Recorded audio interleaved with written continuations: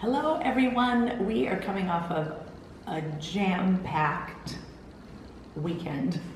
Actually 4 days, but the weekend was like super intensified. So my voice is a little kind of not here. It's kind of like the post-tribute voice that I get. We had 20 models that came in from all over, some new faces, some of our models in development. We had a great session with an incredible woman who you could follow if you're interested. Her Instagram is @runwaycoach. Mandy was a former model and she has a background in psychology. She has a pretty advanced dance background, and she was also a model herself. And it was really wonderful, number one, to have somebody work with our models and be able to give them a different perspective. Instead of me teaching them, working with them on runway or all the things that we do, it's always really great to bring in fresh insight, a different perspective. We spend a lot of time in our business encouraging and talking people through a lot of unknowns that are just the nature of our business, and the ups and downs. But really, as it comes out of my mouth, obviously it's not just in business, that is just life. And perspective, attitude, mindset, faith plays a ginormous part in how we see things, how we see opportunities, how we see the unknown. And so it was a wonderful weekend, but I'm letting you know ahead of time, my voice is a little gravelly, and this is as good as it gets. A Georgetown sweatshirt, my sweatpants, and a little bit of makeup. We woke up and we both were kind of grumpy to each other because we couldn't figure out what we wanted to eat for breakfast. And then by the time we ate breakfast, we looked at each other and said, can we please go back to bed and have a nap? And we're on a time frame because Jeff is gonna go see the Avengers at 1 o'clock. And that doesn't mean I'm a bad wife. I'm just not into superhero movies. I know I apologize to everybody who loves the Avengers. This week's podcast is about exactly what I was just talking about. The title of it is As You See It, because I truly believe that everything is as you see it. And our thought lives are powerful to the point where they literally are like an entity, a life, a force that impacts how we navigate on the daily, on the weekly, in a year, and in our goals. And it was cool to have somebody come in and teach from a different perspective. And I've always been fascinated with hearing other people's what they think, their opinions, how they view things. It's fascinating that we all kind of come into this in our own way. We love the NFL, we love the NFL draft, and it was cool because this year on the NFL draft, they shot it. ABC had a primetime special about the NFL draft on the first night, on the big night, and it was really amazing because it was in Nashville, and you saw these people on the street, and it was raining cats and dogs, but diehard fans will stick through it. And the reason why we loved it so much is, even though we've always been really excited about the draft, when our son Elliot turned 16, we surprised him and our other son Cameron and took him to New York when the draft was there at Radio City. And it was one of those experiences you're just never gonna forget. But the way that they produced the draft this year had more storytelling, more backstory of quite a few of the top players that were being drafted. And it was the most glowing example of how someone sees something is foundational in what can come out of it. Some of these young men had astronomical burdens and challenges to overcome, to the degree there was one guy who his father raised him. He had 4 siblings. They were homeless for a good chunk of his youth. And yet, at the same time, his attitude was so refreshing and so inspiring that you knew whatever this guy does, he's going to accomplish some things. He's going to impact the world. He's going to do good. And it came from viewing an opportunity and seizing the opportunity, but also just his perspective. There was a lot of gratitude being shown, not in a, woo, look at me, I'm so cool, and yeah, it was a different kind of gratitude that we saw many, many times. It was a humble, almost head down gratitude of, thank you, God, that this is happening. I just loved it. I thought it was really fantastic. And then going into the weekend our Mother Model weekend, these 20 young people from all different walks of life, from all over the country in varying degrees. It was just great. And also to see the bonding that can take place in a really short period of time. I don't want to get off topic, but it was great. I remember hearing years ago this truth, and I've held on to it countless times.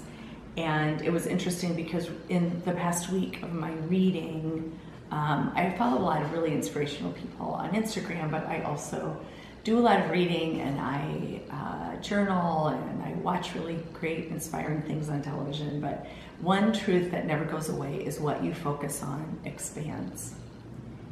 Add to that, and how you see it grows. So if I see something as impossible, it probably is. If I see it as something that can be overcome, great.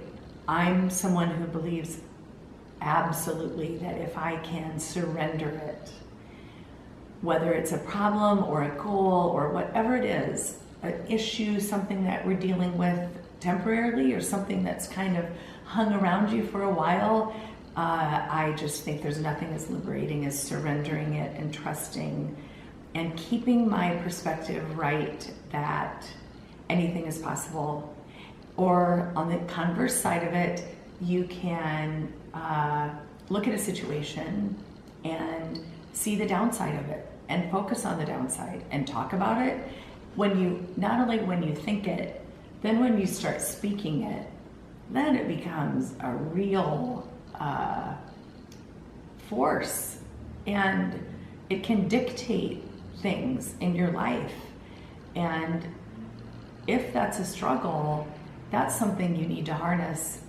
Find somebody, do some counseling, or find that person that can help you recalibrate and reshift how you think, because at the end of the day, that's everything. I loved this. Keep yourself clean and bright. You are the window through which you must see the world. I love that it said, that's George Bernard Shaw, by the way. Yes, keep your perspective young. Think like a child when it comes to that. About possibility, about the glass being half full, about not trying to overanalyze and figure things out or get ahead of yourself. Live in the moment. Keep the perspective clean and bright. I will if I know that I am having stinking thinking and I need to turn that frown upside down. I'm being cheesy on purpose just because. Then I'll feed myself that. Or there's times where I'm like, nothing is going to seem right to me unless I get some proper rest. And amazingly, your perspective changes, but there's a responsibility and a choice in keeping yourself clean and bright.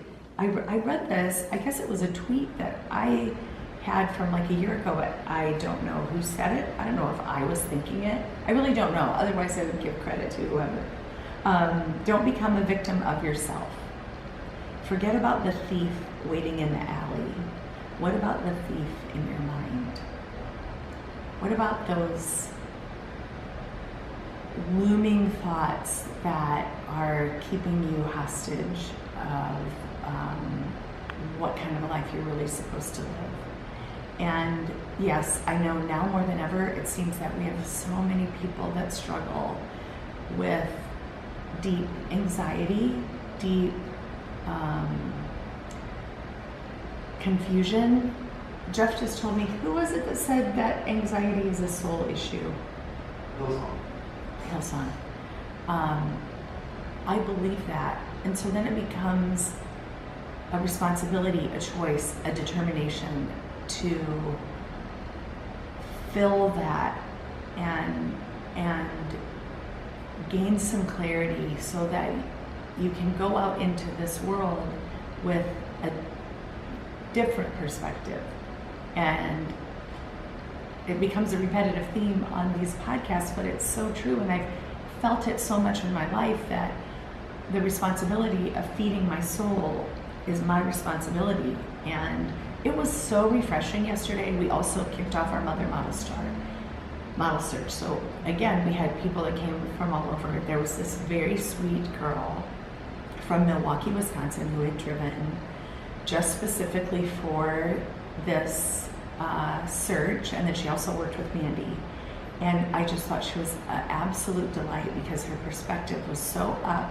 She told me that the reason that she would want to model is that she literally wanted to have a platform to be encouraging. And she was this very determined young woman, young girl. I think she was like 17, 18, I can't remember. But it made me feel so good to say, she was like, oh, I listened to a bunch of podcasts on the way.